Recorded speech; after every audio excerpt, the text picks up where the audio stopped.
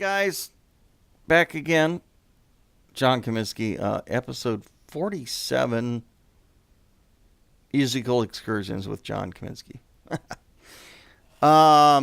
Looks like it's recording okay this time. Let me see, a little bit more there might be better. I don't know. What bothers me is I had the bleed through on both, and I can't clean up the guitar and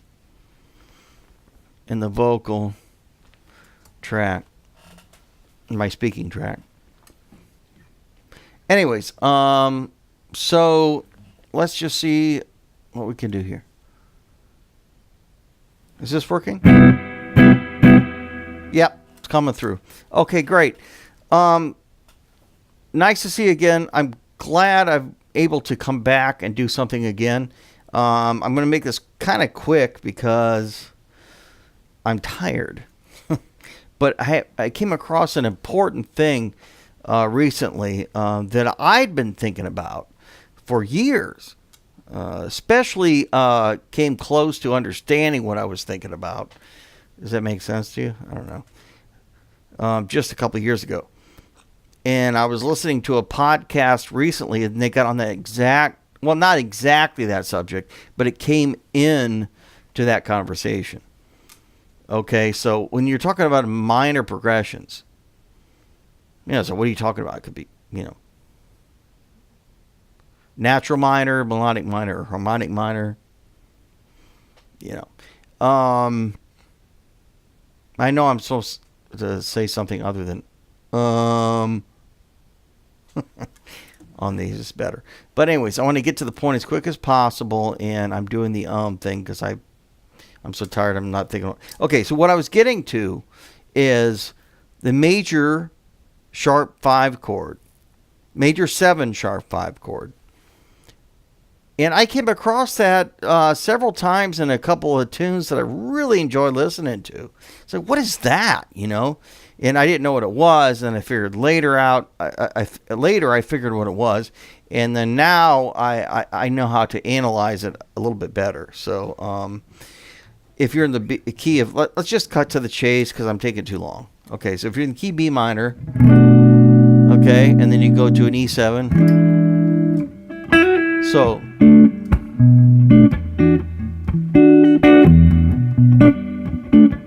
okay, but what if it's something else? It's a little bit more than that. So it's just, that's kind of a Latin groove.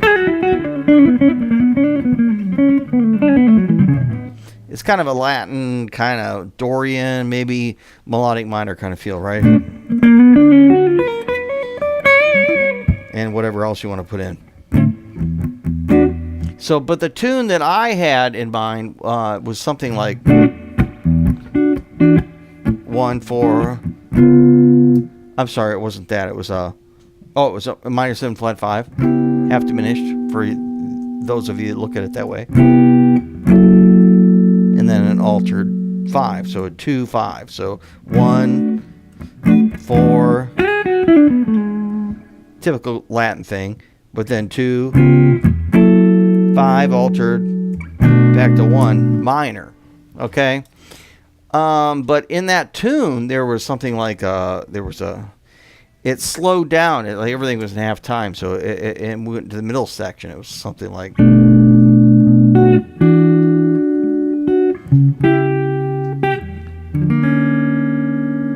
Okay, so there's your major 7 sharp 5, substituting for a 5 dominant back to 1, which is pretty darn cool.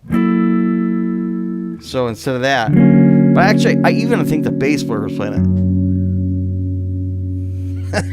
He was playing the 3rd on the bottom of the. So if you look at B minor, it would be a D major 7 sharp 5, and the bass player was playing the 3rd on the bottom, which was very tasty. But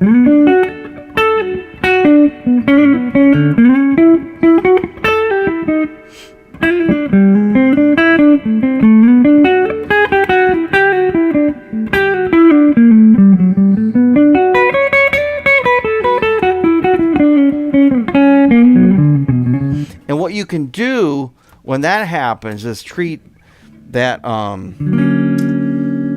major 7 sharp 5 Well, I mean, if you know all the modes of melodic minor, you can look at it from a D perspective. We're in the key of B minor, but to make it easier, if you're not, you can familiar with all those. You can just treat it like a B melodic minor.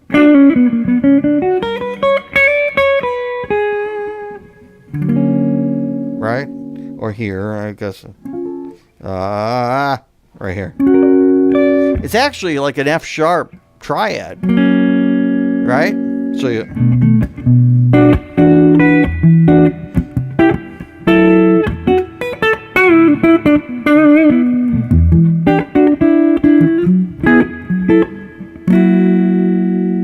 It's almost like at the last moment you're putting in that.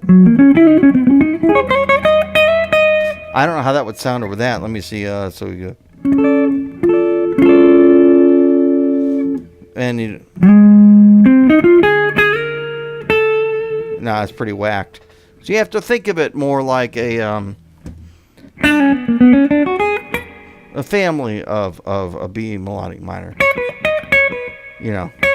Sorry. You know, it's the same whole, you know.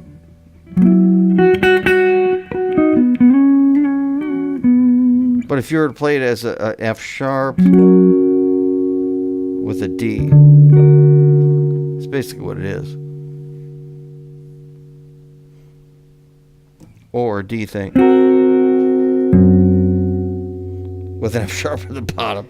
Very cool. Very cool. Okay, but what I'm trying to say is go to the parent note, the parent key, the parent minor key in melodic minor. So it works. So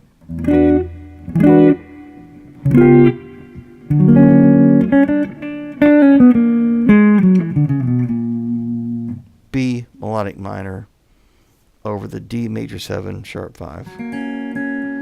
Even it's got an F sharp on the bottom. Because that's kind of it's a substitution for the F sharp. It's basically the same chord anyway. Okay, see you next time.